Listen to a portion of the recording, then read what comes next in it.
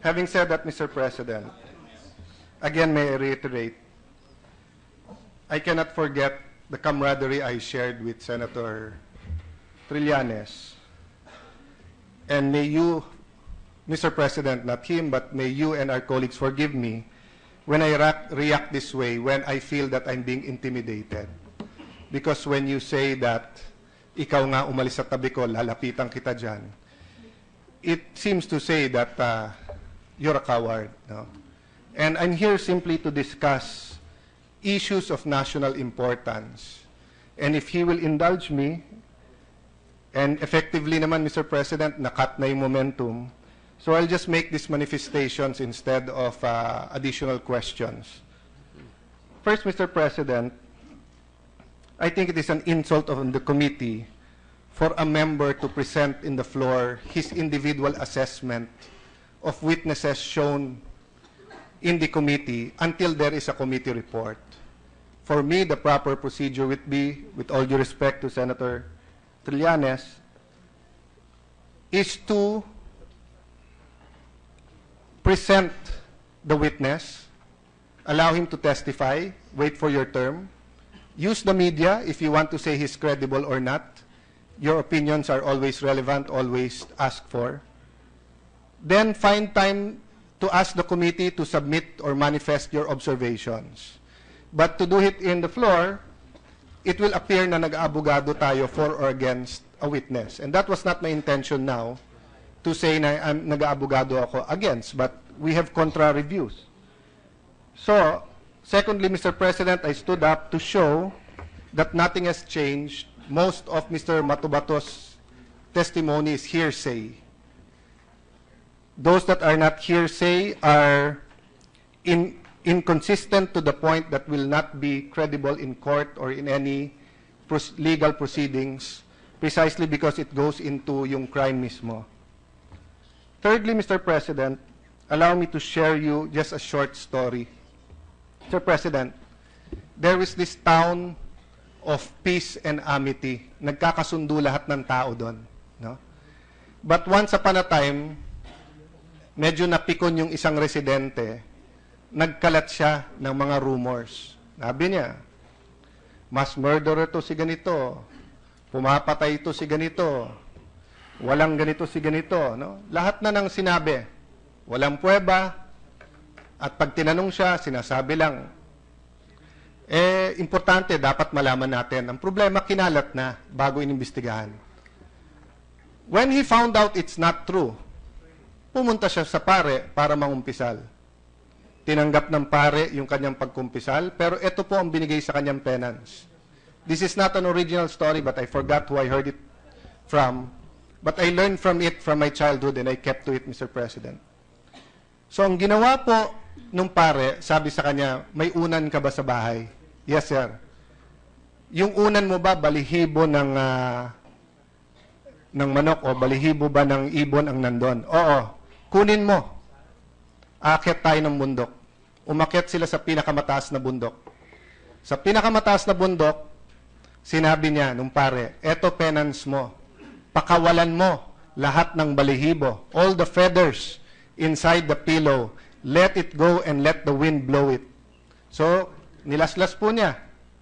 Yung unan, lumipad lahat ng balihibo, lumipad po lahat ng feathers.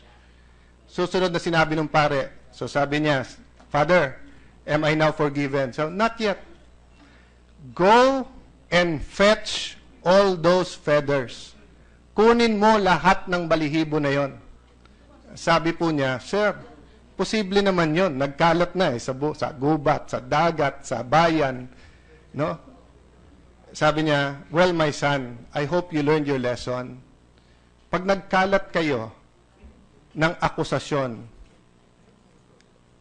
hindi nyo na basta't mababawi yan. And with all due respect to my colleagues here, Senator De Lima and Senator Trillanes, they've made a run of it for the last 2 months. If you look at the New York Times, the Washington Post, Time Magazine, all assumptions. None of them investigated first before a verdict was done. People in the human rights always say, human rights, human rights, human rights. Ano ba pinaka-basic sa human rights? sanctity of life, pangalawa po, due process, to ask. Magtanong muna bago ka convicted. Madalas sabihin ng mga law professors, Mr. President, and you're a lawyer, a bar top-notcher at that. Hindi po ba yung sinasabi si Adam and Eve nung kinain yung mansanas? Hindi naman sinabi ni Lord nag-sin kayo, paparusahan ko kayo. Tinanong, Eva, Adan, bakit kayo nagko-cover? Adam and Eve, why are you embarrassed? Why are you covering yourself? Even if the Lord knew they were guilty, they were given the chance. I've been doing my readings for different reasons about the United Nations, the High Commission on Human Rights, the ASEAN where we went, and next week, Mr. President, and I will appeal to the committee to again follow our agreement or our soft agreement here in the Senate that pag may foreign trip ang Presidente is going to Vietnam this Wednesday and Thursday, he'll be representing the country. Let's not give any cause that the foreign or local media will be asking him about domestic issues when he's trying to protect our OFWs there, trying to bring home foreign investments, trying to have allies with our maritime dispute, especially in the West Philippine Sea. No? So anyway, Mr. President, if you look at the facts, there are as many deaths, murder and homicide during the Aquino time as during now. What is the difference? The difference now is the police are being told, kung ang buhay nyo ay tagilid, if there is threat of harm on you, engage them. And that is the first reason bakit maraming napapatay. Because most of these pushers are actually high. They're also users. Hindi nila nakita na pag police operations, akala nila yung buy bust, isa lang parang kami ni Senator Manny, so siya nang huhuli, akala ko, magbibigay lang ako, Senator Manny, high ako, paglabas mo ng barel, police ako, makikipagbarilan, hindi nila alam, 3-4 kami na sa likod. Eh nakatutok na sa ulo mo yung barel, siyempre, babarilin siya. There are many cases, granada, bubunutin na, pinutukan. Second point, Mr. President, paano naman yung sinasabing vigilante? Let me thank the Philippine media and let me thank them for hearing our plea for our appeal to their patriotism. Ngayon po, hindi na nakalagay vigilante killing. Vigilante-like killing. What's the difference? Yung vigilante po kasi, sponsored by the state yan. As I keep saying, parang Batman. Ang police may kakamping Batman, hindi na nililitis, they don't try the criminal, they just shoot them dead. They are the accusers, they are the judge, they are the executioners. But when it is a mafia war, when it is a war among organized crime, when it is gang-related, the US, New York, Mexico, Los Angeles, and even in Europe, they describe it as gang killings. Question, why does the PNP use vigilante-like rather than gang killings? Because they're still investigating. Pag sinabi naman nila na gang-related or organized crime-related, may tatayo na naman dito. Sabihin, hindi, vigilante yan eh. So sala sa lamig, sala sa init, Mr. President. But why is it so exhausting? Kasi, Mr. President, I think for our last few presidents, President Duterte pinakamaraming nagawa in his first 100 days. But because the Senate has focused on one issue, human rights and DDS, together, hindi alam ng tao that we're doing a lot about emergency powers. Hindi alam ng tao that Senator Joel Villanueva and his committee is doing a lot para matigil yung endo or yung 5 months, 5 months, 6 months, 6 months. People do not know that the Senate President with the majority leader are taking care of many issues including power sufficiency. That Senator Lacson is coordinating with the police to find out what they need from their sueldo, uniform, equipment.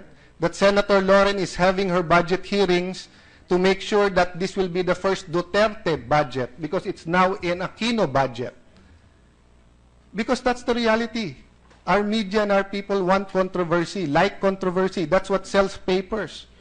So may I not appeal to Senator Trillanes and Senator De Lima and the others? Can't we also help the other 100 million Filipinos who will also gain from trade, will also gain from what the President is working on. Gusto natin pahabain to. Gusto natin live parate. Gusto natin hearing linggo-linggo. Gusto natin sa session hall parate.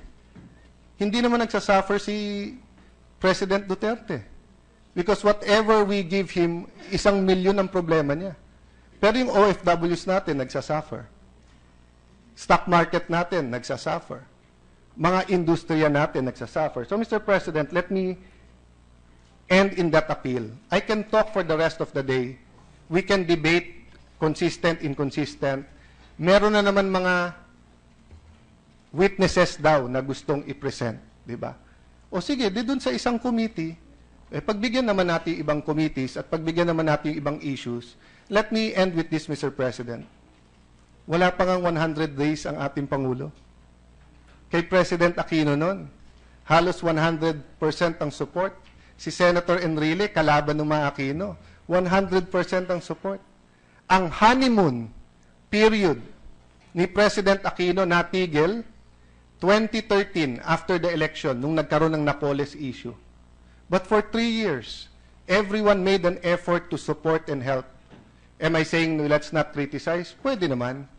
Pero yung iba gusto talagang durugin, and my good friend, or at least I considered him my good friend, Senator Trillanes, even said, hindi pa naman sa pagpapaalis sa kanya. But I do know for a fact that there is. And some of my friends here said, wag niyo na sabihin ko sino yung pangalan. There is a plot to change and remove him. Not necessarily by politicians. Why? The oligarchs, some like him because they're beginning to see the logic of a level playing field, but some do not. The drug lords, definitely ayaw nila. And they're losing billions. The corrupt officials, gutom ngayon. Di ko sinasabing walang corruption ngayon, but very tame. Because takot lahat nagbabantay. Sinabi na ng Chief PNP, kasunod na dito yung sa illegal na gambling. So, bagong kalaban na naman. Sa mining, while it is true that minsan sumasobra ang DNR, na may mga legitimate mining operations na tingin nila per-persecute. Totoo din naman na napakarami din naman na umabuso sa ating kalikasan at dapat tignan. Sa land conversion, totoo naman na hindi naman dapat complete na gawin na meron moratorium kasi paano naman yung development, housing, kalye, etc. But totoo naman din, Mr. President, na dati, yung pinaka-prime natin na agricultural land, yung pati na target. So let me end by saying, Mr. President, President Duterte is a reset button. And every time you reset anything, a game, a business, family relations, magulo. Kasi those who are enjoying from the status quo, ayaw niyan. No. So, let me also end with an appeal. Let us learn to be able to debate here na walang personalan, na walang intimidation, whether it's a connotation or denotation, whether diretsuhan o hindi. No? You will argue your point to death. I will argue my point to death. But in the end, we are fellow senators. And let us believe. And dun sa mga nakikinig na nagkriticize sa akin or Senator Trillanes, please believe that Senator Trillanes has the best interest of the country in his heart, as I do. But we disagree how to get there, Mr. President. And definitely, I do not agree that the best way to get there is to remove President Duterte, who is doing a great job. Thank you, Mr. President, and I thank Senator Trillanes for allowing me to interpolate. Mr. President, just to the motion to send it to the Blue Ribbon Committee, may I just point out a problem and may I throw it to the Majority Leader. Our rule says that when a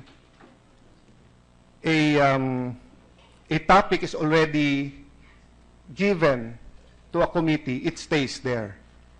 The way for removal is either you get a certain number of signatures from the members or they submit a committee report. So if I'm not mistaken, the human rights resolution and the privileged speech of myself and Senator Gordon was referred to the Justice and Human Rights Committee. the DDS resolution was also filed there. But in the DDS resolution, it was still crafted in a way that the legislative purpose is the peace and order and human rights. So if we now giving it to the Blue Ribbon, binubunot natin sa human rights. But let me add another aspect.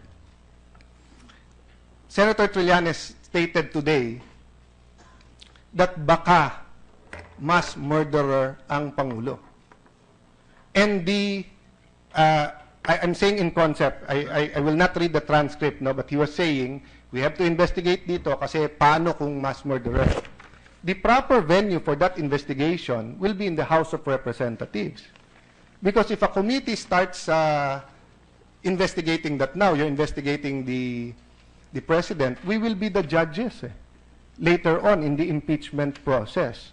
So I'm not objecting, I am just giving my legislative and legal opinion before everybody here makes their decision kung saan committee po ito mapupunta. Again, Mr. President, thanks for your patience.